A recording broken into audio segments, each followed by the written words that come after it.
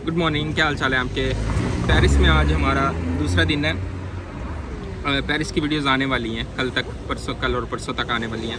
आज बात कर रहे हैं एक बहुत ही इम्पोर्टेंट चीज़ के ऊपर, यूके के बारे में, कि जब आप यूके में आते हैं तो आपको आते साथ ही ऐसे कौन से 4-5 काम हैं जो आपको करने चाहिए, और ये बहुत इम्पोर्टेंट है। 4-5 चीज़ें ऐसी हैं जो आपको आते साथ उनकी ज़रूरत है। सबसे पहले तो आपको यहाँ पे जीपी रजिस्टर करना पड़ता है, जनरल फिजिशियन जिसको बोलते हैं, जो आपका डॉक्टर होता है। तो उसका तरीका ये होता है कि जो आपका एड्रेस है जहाँ आप रह रहे हो, आपके घर के करीब जो भी आपको 1-2 माइल के वाया के ऊपर आपको वो मिलेगा। तो आपने आते ही अपने पोस्ट कोड के ऊपर गूगल से सर्च करना है कि आपका करीब जीपी कौन सा है। आप सीधे वहाँ जाएंगे और उनसे जाके कहेंगे कि मुझे रजिस्टर्ड करें, मैं नया हूँ यूके में, तो वो आपको रजिस्टर्ड करेंगे। वो आपको इसलिए चाहिए कि ये एक बेसिक रिक्वायरमेंट है। जब आप यूके में आते हैं तो आपका डॉक्टर रजिस्टर्ड होना चाहिए, ताकि खुदा ना खास्ता कोई मसला होता है तो वो आपको मैनेज कर सकें। ऑलराइट, जब आप इसको बुक कर लेंगे, जीपी की रजिस्ट्रेशन कर लेंगे, तो 2-3 हफ्ते के अंदर आपको आपके घर के एड्रेस के ऊपर जीपी का लेटर आ जाएगा आपके रजिस्ट्रेशन का। वो लेटर आपको इसलिए चाहिए कि जब आप यूके में आते हैं तो आपको हर जगह के ऊपर कोई भी आप चीज़ करते हैं, कोई भी अकाउंट अप्लाई करते हैं, कोई काम करते हैं, कहीं जॉब अप्लाई करते हैं, बैंक में जाते हैं, कहीं भी जाते हैं, तो आपको एक चीज़ चाहिए, प्रूफ ऑफ एड्रेस। यानी कि एक ऐसा प्रूफ, एक ऐसा पेपर जिसके ऊपर आपका नाम और आपका एड्रेस लिखा हो। तो जीपी लेटर जो है वो एक्सेप्टेबल है इसके लिए, प्रूफ ऑफ एड्रेस के लिए। क्योंकि जब आप पोस्ट पेड सिम लेने जाएंगे, प्रीपेड यहाँ पे अफोर्डेबल नहीं है, और इनफ उसमें डेटा और आपका जो है वो गुजारा भी नहीं है, तो पोस्ट पेड आपको लेना होता है। वैसे भी उसके लिए आपको और आगे, अगर आपको अपना कोई मोबाइल चाहिए इंस्टॉलमेंट्स के ऊपर, या कोई कार चाहिए, कोई चीज़ चाहिए, तो वो यहाँ से शुरू होकर गुजरता है कि आप सबसे पहले पोस्ट पेड सिम लेते हो। तो पोस्ट पेड सिम लेने के लिए भी जब आप जाओगे तो वो आपसे प्रूफ ऑफ एड्रेस पूछेंगे। तो एक प्रूफ ऑफ एड्रेस आपका बन जाएगा ये जीपी का, ठीक है। ये हुआ जीपी रजिस्ट्रेशन। इसके बाद आपको लेनी है सिम, और मैं आपको रेकमेंड करूँगा कि आप जब एयरपोर्ट पर उतरते हैं तो आप बिल्कुल भी सिम बाय नहीं करें। एयरपोर्ट के ऊपर आपको ज़्यादा पैसे देना पड़ते हैं, 5-10 पाउंड का वो एक सिम आपको देते हैं, जबकि सिम यहाँ पे फ्री है। आप आएँ, आते साथ आप जब उतरेंगे, अगर आपको एयरपोर्ट के ऊपर किसी से कांटेक्ट करने की ज़रूरत है तो आप पाकिस्तान या इंडिया से या जहाँ से भी आ रहे हैं, आप वहाँ से अपनी जो आप नंबर रेगुलर यूज़ करते हैं उसकी रोमिंग ऑन करें, उसमें कोई 1000-2000 रुपये का क्रेडिट डालें, यहाँ आके आप कांटेक्ट करें कॉल पे। जब आप पहुँच जाएंगे तो आपकी जो भी घर के करीब ग्रॉसरी है वहाँ से आपको फ्री में वो सिम मिलेगी।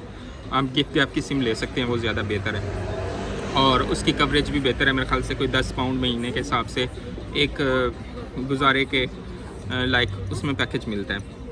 सिम चाहिए आपको, और बाद में जब आप पोस्टपेड सिम लेने जाएंगे तो उसके लिए आपको प्रूफ ऑफ एड्रेस मांगेंगे, तो वो उसके लिए थोड़ा आपको वेट करना पड़ेगा। आपका जीपी का लेटर आ जाएगा तो वो लेके आप जा सकते हैं।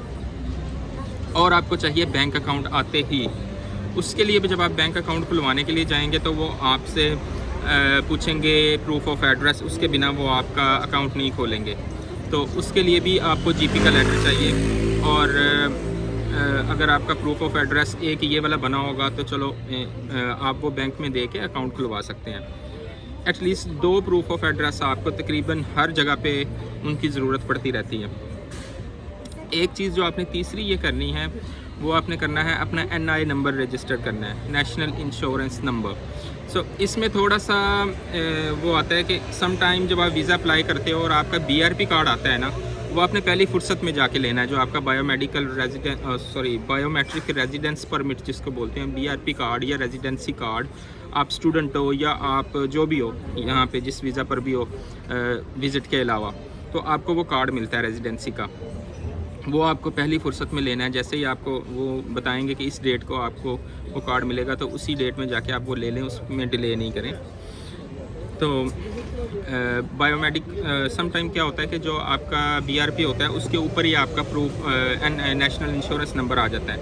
नेशनल इंश्योरेंस नंबर एक ऐसी चीज़ है कि जो आप जॉब अप्लाई करेंगे, कहीं पे जॉब करते हैं तो उसके लिए आपको वो चाहिए, कोई लोन अप्लाई करते हैं उसके लिए चाहिए, ड्राइविंग लाइसेंस अप्लाई करते हैं उसके लिए चाहिए, हर एक चीज़ के लिए आपको नेशनल इंश्योरेंस नंबर चाहिए, उसको NI नंबर भी बोलते हैं।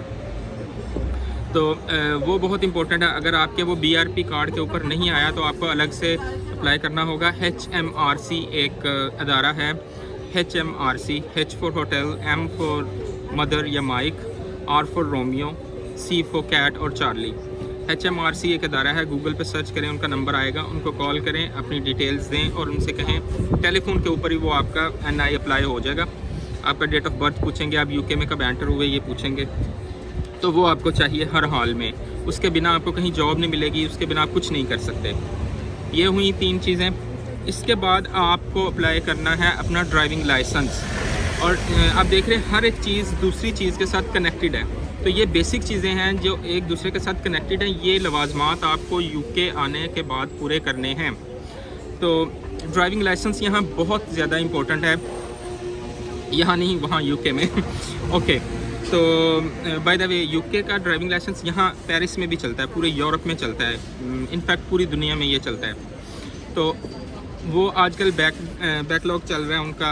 अगर आप आज अप्लाई करेंगे तो मेरे ख्याल से 2 महीने बाद आपको प्रोविजनल लाइसेंस या जिसको आप लर्निंग लाइसेंस बोलते हैं वो मिलेगा।